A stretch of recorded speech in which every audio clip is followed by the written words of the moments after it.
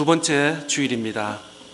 사순절은 우리를 위하여 십자가에 지신 예수님을 생각하며 영적인 회복을, 성장을 또 추구하는 영적 훈련의 시간입니다.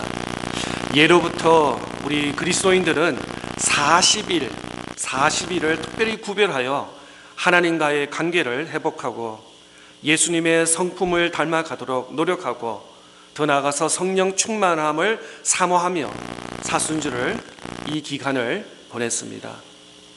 2주 전에 우리는 사순절 첫날을 제 수요일로 정하여 회개의 시간을, 그래서 신앙 낭독을 많이 했고 또 기도하는 시간을 보냈습니다. 허물 많은 우리들을 회개 없이는 거룩하게 하나님께 가까이 나갈 수 없기 때문에, 우리는 살아가면서 실수와 죄를 범하기 때문에 이러한 우리의 죄와 허물은 하나님과 우리 사이에 간격을 내고 있습니다.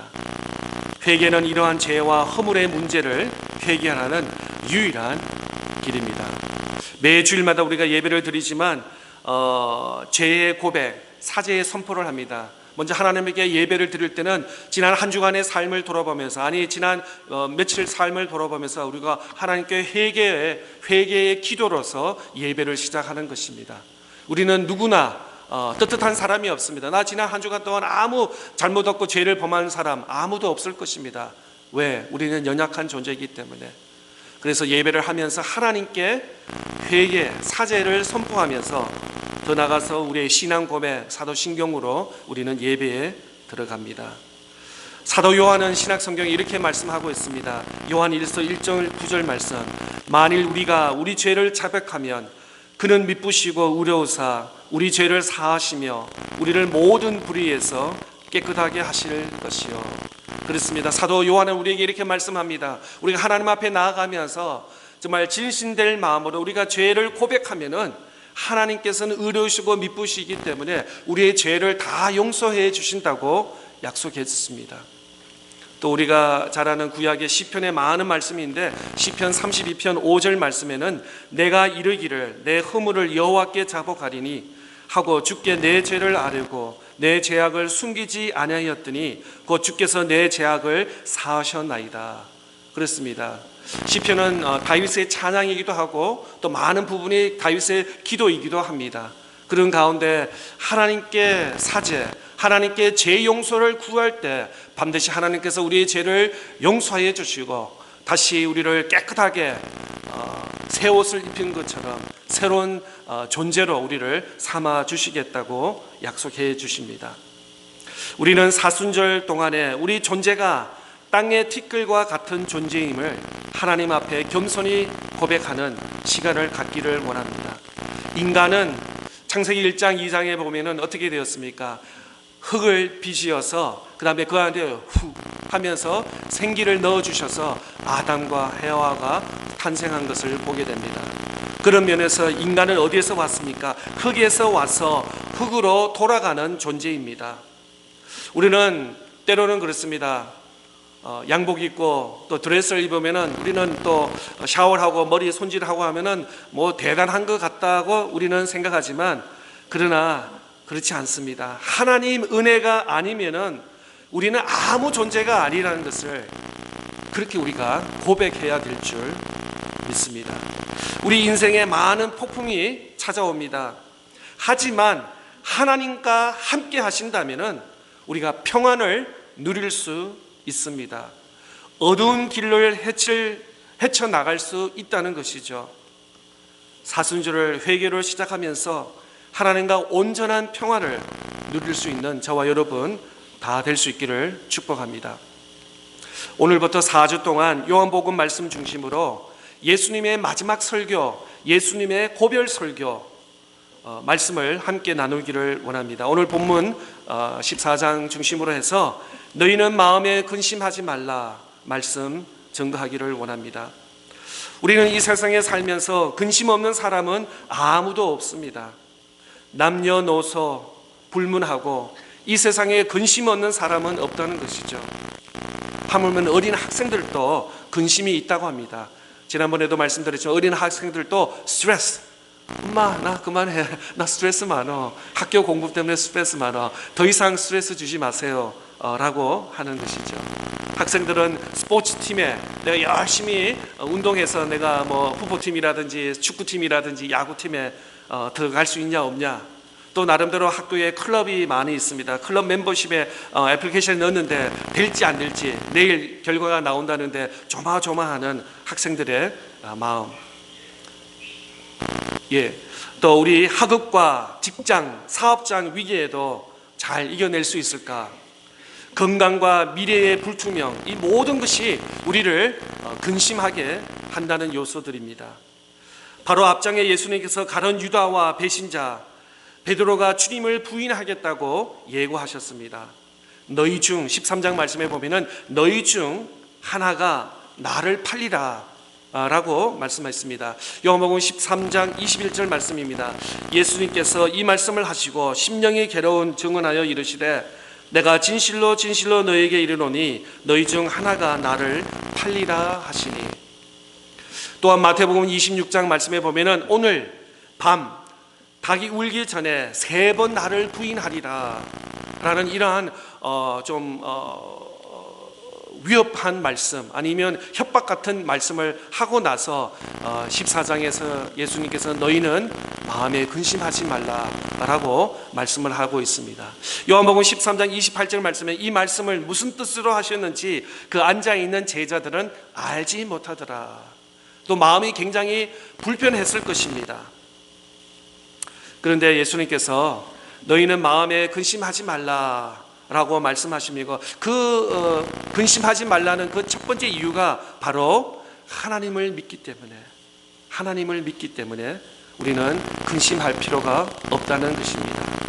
오늘 본문 14장 1절 말씀입니다. 너희는 마음에 근심하지 말라.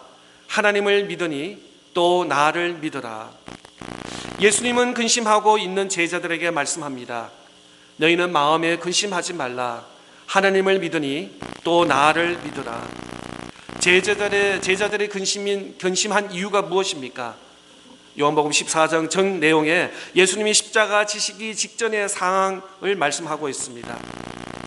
예수님이 제자들에게 지상을 떠날 것을 예고하시고 제자들은 혼란에 빠진 것입니다.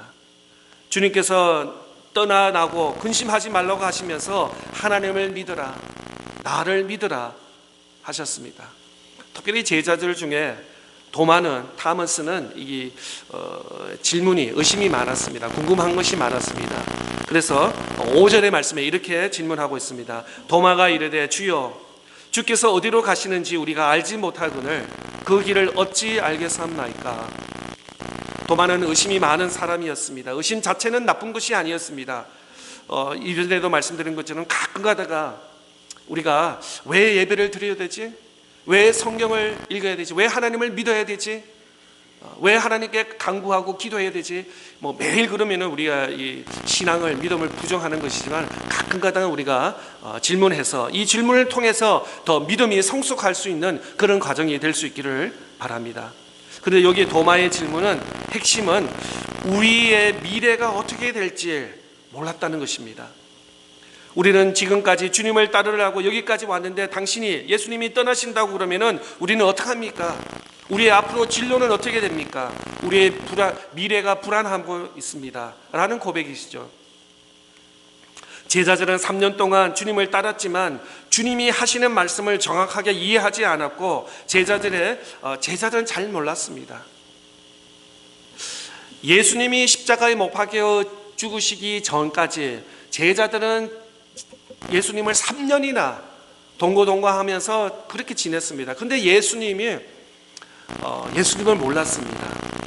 때로는 우리에게도 적용할 수 있습니다. 1년 수년 교회 다녔지만 정말 성경 말씀을 모를 때가 있습니다. 정말 예수님을 믿는다고 하지만 내 앞에 아픔과 어려움이 닥칠 때는 예수님이 뭐고 다 집어치우고 그냥 내 느낌대로, 내 힘대로 살아가는 우리의 모습을 보기도 합니다. 3년 동안 제자들은 예수님을 따랐지만 진정 제자들은 예수님을 잘 몰랐습니다. 그리고 하나님의 말씀에 대해 무지했습니다. 늘 예수님께서 만나시면은 제자들에게 가르쳤습니다. 나는 이 땅에 잠시 있고 앞으로 십자가, 인류를 대신해 십자가 못 박히고 죽으시고 나는 천국 갈 거야. 그러나 두려워하지 마, 염려하지 마. 내가 가르쳐준 것을 믿고 의지하면서 모이게 힘쓰며 말씀을 지키며 기도할 때 하나님의 은혜와 영광이 있을 거야 라는 그런 것을 아마 수십 번 말씀을 하실 것입니다. 가르쳤을 것입니다. 근데 갑자기 눈앞에 코앞에 예수님께서 떠나신다고 하니까 앞이 그냥 백지가 된 거죠. 하얘지면서 아니 그럼 우리는 뭐냐고, 지난 3년 동안 따라다녔는데 우리는 어떻게 책임질 거냐는. 그래서 예수님께서 참 이 도마의 엉뚱한 질문 속에서도 참 위대한 답을 내시는 것을 보게 됩니다. 요한복음 14장 6절 말씀. 예수께서 이르시되 내가 곧 길이요 진리요 생명이니 나로 말미암지 않고는 아버지께로 올 자가 없느니라. 이 말씀은 성경의 신구약을 통해서 굉장히 중요한 말씀입니다. 1절에서는 이렇게 말씀을 하고 있습니다. 하나님을 믿으니 또 나를 믿으라고 하셨고, 누구를 믿느냐 하면 바로 길이요 진리요 생명이신 예수 그리스도 주님을 믿으라는 것입니다. 그 주님을 믿으면 불안하는 것이 없다는 것입니다. 왜냐하면 확실한 미래가 보장되었기 때문에. 그래서 2절에는 내 아버지 집이라고 말씀합니다. 어디로 가야 되는지 내 아버지 길 알지 못하는 도마에게 명확하게 예수님께서 가르쳐주고 있습니다. 도마의 현실은 불안정함은 미래에 대한 불안정일 때문에 그런 것입니다. 예수님이 떠나면은 그 이상 우리 제자 반, 우리 그룹의 리더는 누구시냐는 것입니다. 이때까지는 예수님을 믿고 의지했는데 예수님께서 이제 떠나신다면은 그럼 우리는 어떻게 하느냐는 그분들의 제자들의 현재와 미래에 대한 불안을 말씀하고 있습니다. 그런데 그거보다도 더 깊은 것은 그 내면을 들어보면은 믿음의 문제라는 것이죠. 믿음의 문제. 제자들은 주님을 따른다고 했지만 사실은 예수 그리스도를 누군지를 잘 몰랐습니다. 불안의 근원은 이유는 하나님을 모른다는 것입니다.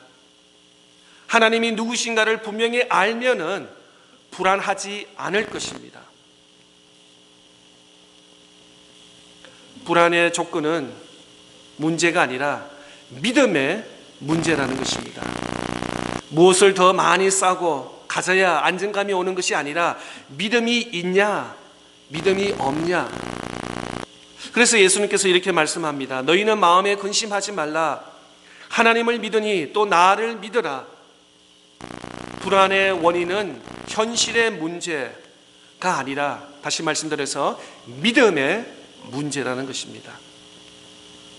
믿음은 우리의 미래에 대한 염려와 근심을 제거해 줍니다. 도마가 주께서 어디로 가시는지 우리가 알지 못하거늘 그 길을 어찌 알겠사옵니까? 예수님이 가신다는데 어디 가십니까? 나도 데려다 주세요. 나도 같이 가게 해주세요. 라는 그런 마음의 질문이었습니다. 그래서 다시 한번 요한복음 14장 6절 예수님께서 이렇게 말씀합니다. 예수께서 이르시되 내가 곧 길이요 진리요 생명이니 나로 만지 않고는 아버지께로 올 자가 없느니라. 이 말씀은 헬라의 원어를 보면은 길이요 진리요 생명이라는 말씀 앞에 정가사가 붙어 있다는 것입니다. 영어 성경에도 마찬가지입니다. 너가 붙었다는 것입니다.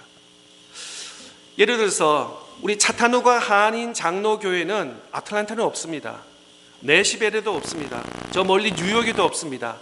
차타누가 한인 장로교회는 이 지역의 한 곳입니다. 오늘 3월 1일 오전 11시 저와 여러분은 하나님 앞에 예배를 찬양과 경배를 드리면서 예배를 드리고 있습니다.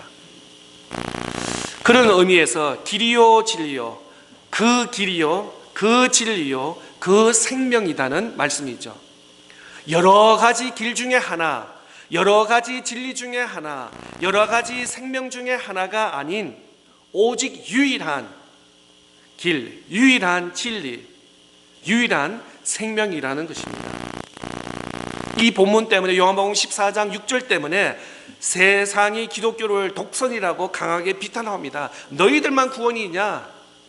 우리도 있다 라고 하면서 이 종교적인 싸움이 이 구절 요한복음 14장 6절 때문에 그렇습니다. 왜 기독교만, 왜 예수만 길이고 진리요 생명이란 말이냐? 그러나 절대적인 진리는 타협이 안 되는 것입니다. 아주 간단하게 1 더하기 1은 2인 것입니다. 근데 오늘은 2인데 내일은 5가 되고 그 다음 날은 7이 되고 이럴 수는 없습니다. 구원과 생명과 진리는 길은 오직 예수 그리스도라고 사도행전에서도 또 복음서에서도 성경 여러 곳에서도 우리에게 가르쳐주고 있습니다. 하나님이 말씀하십니다. 구원의 길 오직 한 길 예수뿐이다. 하나님은 어느 길 중에 하나가 여러 가지 진리 중에 하나가 아니라 예수님은 진리라고 우리에게 말씀하고 있습니다. 오늘날 우리가 믿는 하나님에 대한 분명한 태도가 보여질 필요가 있습니다. 기독교에 대한 공격이 강해지고 있습니다. 그러나 우리는 외부적인 환경 때문에 주눅들 필요가 없습니다. 중요한 것은 우리의 신앙적 태도입니다. 누가 뭐라 해도 예수 그리스도가 길이요 진리요 생명이다 라고 아멘하고 우리가 믿음으로 고백할 수 있기를 바랍니다. 한 번 더 우리 요한복음 14장 6절 한번 스크린을 보면서 다 같이 읽겠습니다. 시작. 예수께서 이르시되 내가 곧 길이요 진리요 생명이니 나로 말미암지 않고는 아버지께로 올 자가 없느니라. 아멘. 예수를 통해서만 구원이 있습니다. 이 확신에서 흔들리시면 안 됩니다. 다른 이름은 없습니다. 여기도 있고 저기도 있고 올 오버에 있는 것이 아니라 오직 예수 그리스도에만 그것이 생명이고 진리이고 구원이고 길인 것입니다. 또 예수님께서 너희에게 근심하지 말라라는 두 번째 이유는 그 이유는 내 아버지 집에 거할 곳이 많기 때문인 것입니다. 오늘 본문 2절 말씀입니다. 내 아버지 집에 거할 곳이 많도다. 그렇지 않으면 너희에게 일렀으리라. 내가 너희를 위하여 거처를 예비하러 가노니. 또 히브리서 11장의 말씀을 보면은 아브라함은 자신이 돌아갈 본향을 사모한 내용이 나오고 있습니다. 히브리서 11장 16절 말씀입니다. 그들이 이제는 더 나은 본향을 사모하니 곧 하늘에 있는 것이나 이름으로 하나님이 그들의 하나님이라 일컬음을 받으심을 부끄러워하지 아니하시고 그들을 위하여 한 성을 예비하셨느니라. 돌아갈 집이 있다는 것입니다. 이 세상의 모든 것은 흔들리고 있습니다. 우리가 딛고 있는 땅도 흔들리고 있습니다. 이 흔들리는 세상은 우리의 거할 영원한 집은 아닙니다. 흔들리는 세상에 우리의 영원한 안식처가 될 수 없습니다. 우리가 어디에서 왔는지 어디로 가는지 또 우리가 어디로 가야 하는지 명확한 답을 못한다면 우리가 이 땅에 살면서 늘 마음에 불안이 있을 것입니다. 성경에서 아름다운 시가 많이 있지만 특별히 시편 23편 여러분 잘 아시는 말씀입니다. 너무 좋은 시니까 한번 1절에서 3절 다 같이 읽어볼까요? 시작. 여호와는 나의 목자시니 내게 부족함이 없으리로다.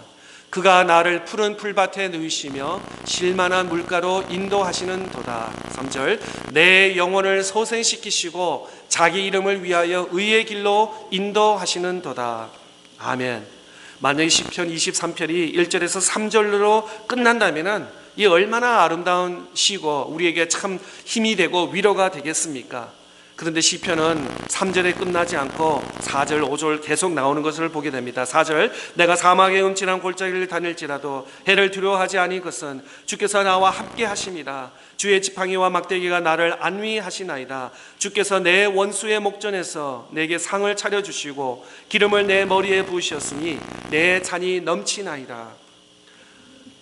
영원히 하나님과 동행하면서 푸른 초장에서 뛰어놀면 얼마나 좋겠어요.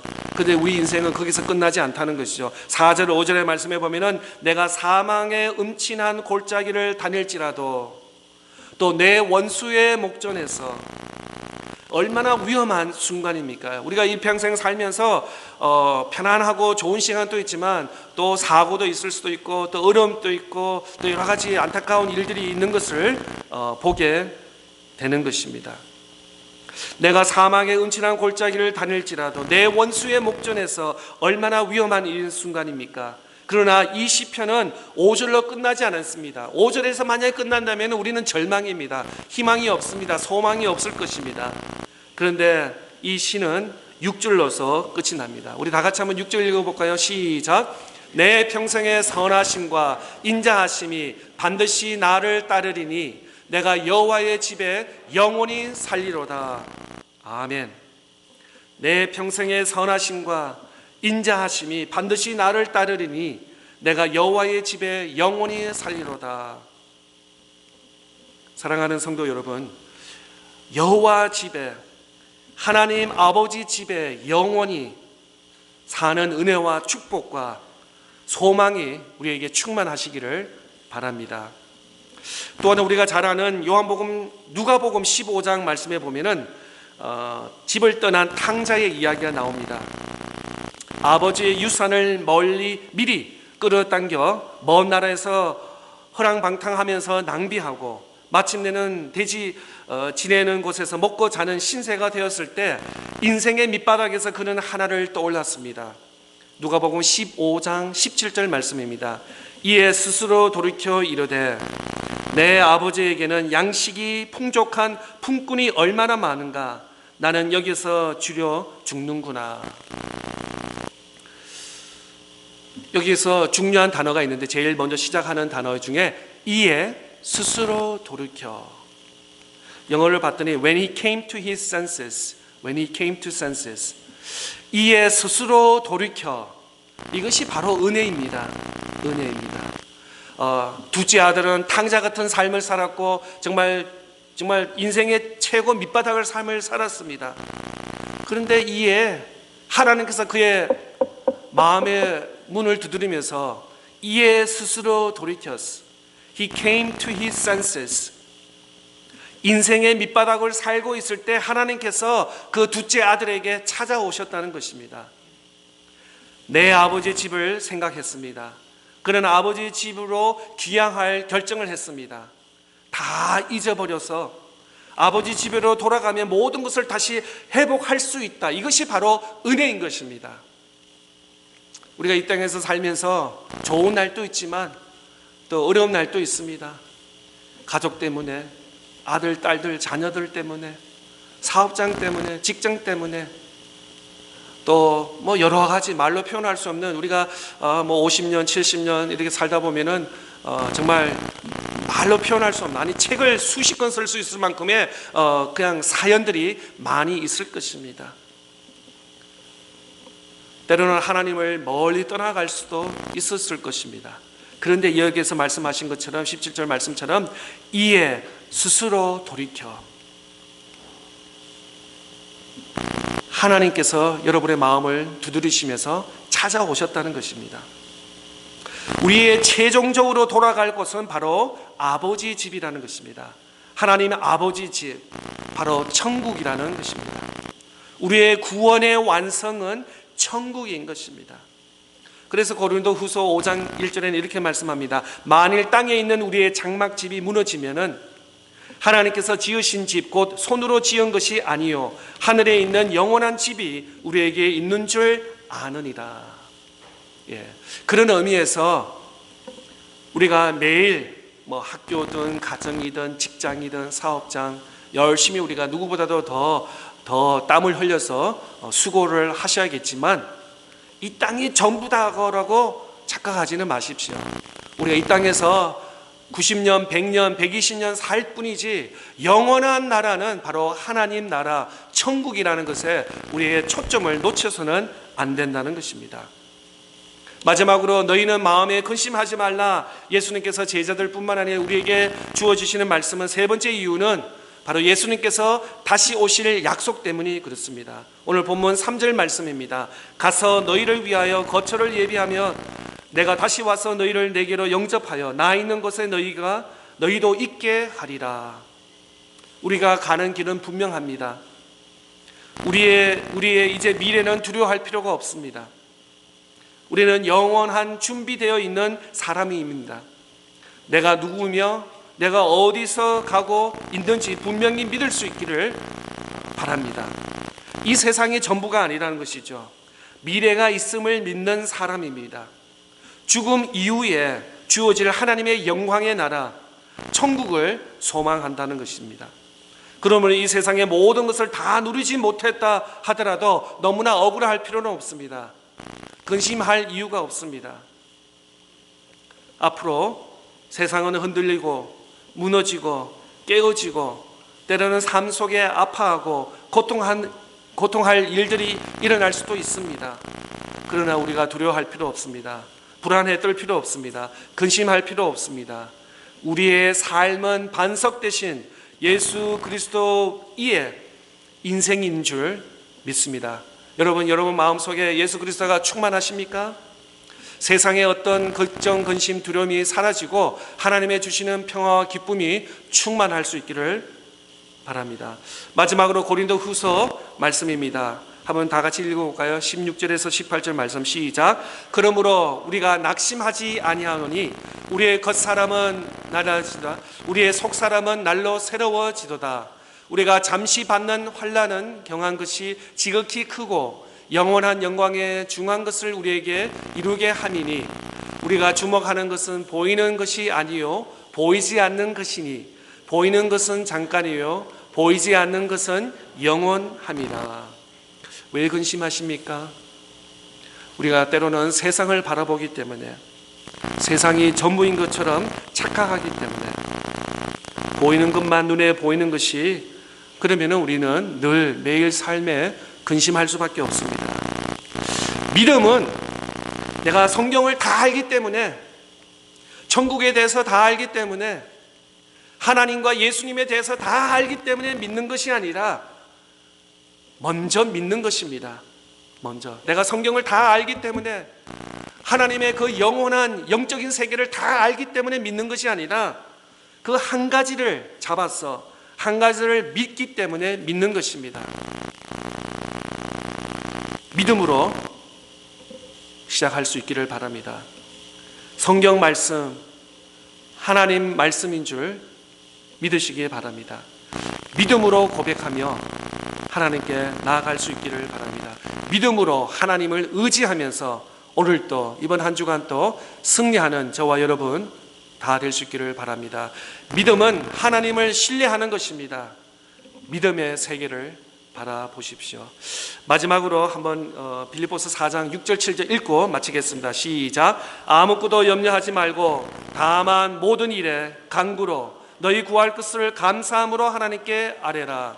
그리하면 모든 지각에 뛰어난 하나님의 평강이 그리스도 예수 안에서 너희 마음과 생각을 지키시리라.